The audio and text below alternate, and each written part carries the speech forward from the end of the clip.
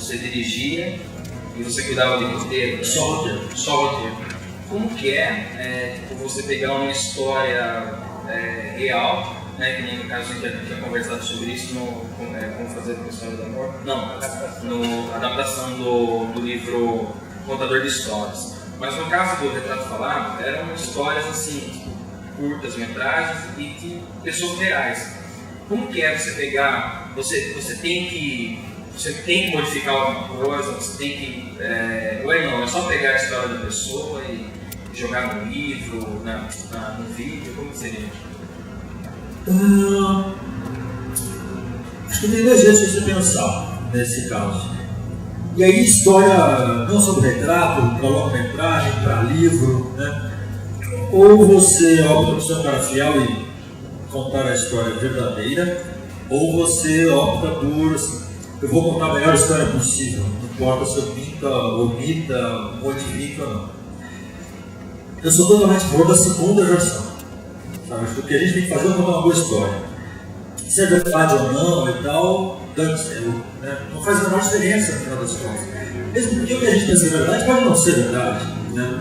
O que você faz fielmente e tal, na verdade é a sua memória que faz, a sua memória é um bocado mentirosa. Né? E ela já piora, melhora as coisas, esquece umas, inventa outras no lugar. Quer dizer, a verdade é que não é verdade. Na verdade.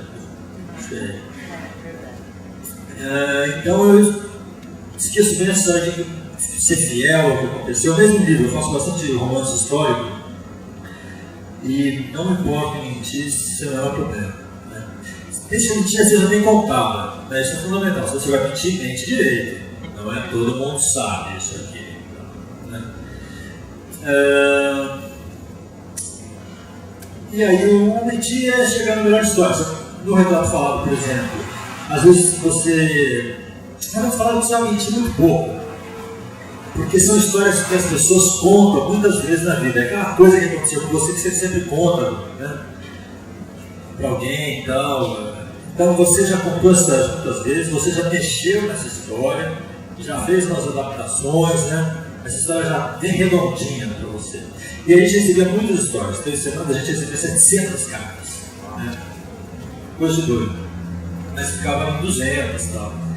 Onde tinha umas 4, 5 boas por semana, aí escolhia, aí o diretor que escolhia.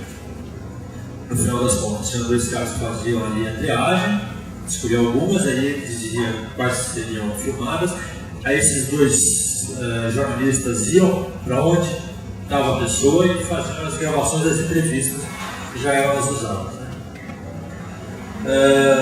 E aí a pessoa tudo conta, ela já mente um pouquinho, já acerta, então já é uma história muito redonda.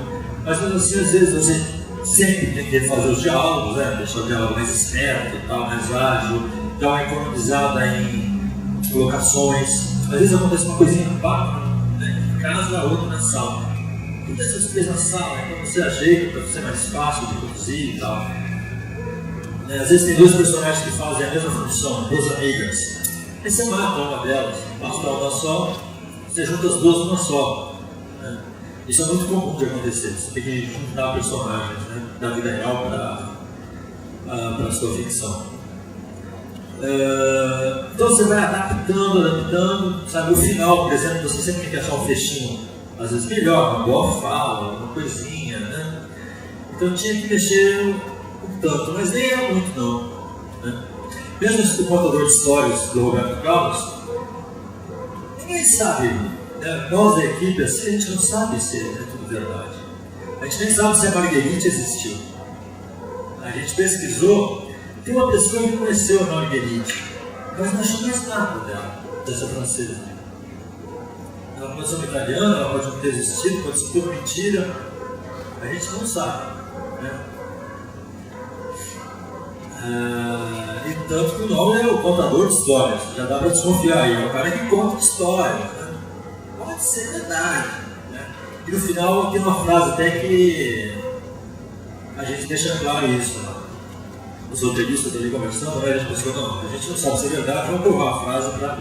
E aí tem lá assim, bom, essa história é a minha história, ou pelo menos é a história que eu conto, ou que dá para contar, sabe? Tem que deixar essa dúvida assim, se é tudo verdade ou não. Mas eu sigo muito as regras, então não importa não te contar a verdade. Eu acho que tem que fazer a melhor história possível e tal. Cortando as coisas chatas, cortando às vezes, né? Colocando outras no meio e tal. O importante é que dê para acreditar. O cara que olha, ele pensa, é tudo verdade isso aí e tal. No retrato falado, acho que dava. Ninguém sabia direito o que era mentira, o que era verdade. E acho que é o tom bacana. Se você consegue mentir tão bem que parece verdade, tudo bem. Vou fazer uma pergunta aqui. A gente, durante a oficina, isso é uma coisa que a gente coloca no livrinho. Acho que você não recebeu o livrinho, depois eu vou mandar para você também. Que é o seguinte, a gente fala, a gente buscou um modelo, embora a gente diga que ele não seja o único modelo, é o modelo que a gente usa para conseguir dar conta do tempo que a gente tem e do processo que a gente criou. Você que tem uma experiência grande assim, com curtas-metragens, existe alguma fórmula milagrosa ou existe alguns elementos que são básicos, que são necessários? Existe uma regra para conseguir contar uma boa história através de um curta-metragem? Não, acho que o curta é muito livre, né? Não tem. Bom, é isso, né? O curta é um negócio meio doido, ele não tem regra. E o bom é quando ele não obedece à regra. Se você tenta contar uma historinha certinha no curta-metragem, começo, meio e fim, plano contra plano, tudo ensinado, sabe, fica. Falta alguma coisa, alguma esperteza. O curta é muito curto, você chama curta. E aí ele tem uma. Sabe, é uma briga curta, é uma briga de sumô, não é um boxe. Você fica ali, 15 rounds, não é sumô. Você tem que agarrar o cara e jogar, não tem segunda chance. Ou você pega ele ou você perdeu. Sabe? Você tem que ser veloz, rápido, né? Acertar ali. Esse é um duelo de bang bang, sabe?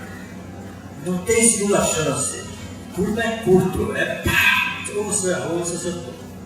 Não tem assim, média. Você tem um dedo do gado lá. O dedo você tem um dedo. Isso aqui você está no coração, no cérebro. Então, eu, pelos curtos que eu fiz, acho que é tudo esquisito. Assim. Todos têm uma estrutura diferente. Talvez lá dentro tenha um começo, meio e fim, básico. Mas ele não é que nem o longa. O longa, sabe, você, ainda mais os americanos, pô, eles têm duas coisas. Você sabe como é que é, tá chegando no final, o cara tá agora vai ter a outra final. Sabe, é tudo muito previsível. A estrutura que eles fazem, que a gente acostumou. E que nem é dos americanos, a estrutura de se contar uma história normalmente, uma fala e tal. A gente já sabe mais ou menos como que é, como funciona. Então o longa ele tem uma estrutura muito pré-estabelecida, pelo menos um comercial. Né? O filmão americano e tal, ele tem uma formulazinha. Né? Tanto que como fazer um filme de amor é isso, né? Mostra qual que é essa formulazinha, você tem que ir, o cara perde tudo, vai ao fundo do poço, volta, tem um grande gesto de reconquista, né? Tem essas coisas, tipos, ó, Uma Linda Mulher, não é isso? Tem o cara que volta, carro branco, guarda-chuva, não é? Tem o grande gesto, sempre. Enfim, tem as coisas comuns ali para seguir e tal.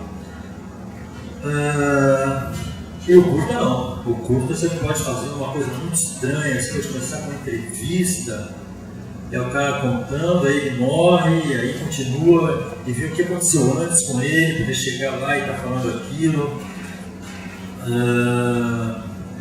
A curva não é, sabe, na página 30 você tem um problema, como o longa, né? Na página 30 você tem um problema, no 90 você começa a resolver. É tudo mais apertado, né? Porque ele pode ter 13 minutos, pode ter 12, então a curva é também mais esquisita. Então, o curto eu acho que é a coisa mais livre que tem mesmo. Né? Até porque não tem muito. A pelo comercial, quer dizer, é o azar e a sorte do curta, né? Você não vai vender o seu curta para uma grade, tal, 15 minutos, etc. Então você vai fazer o que você quiser, né? Porque você não tem que ganhar dinheiro mesmo, você faz o que você quiser.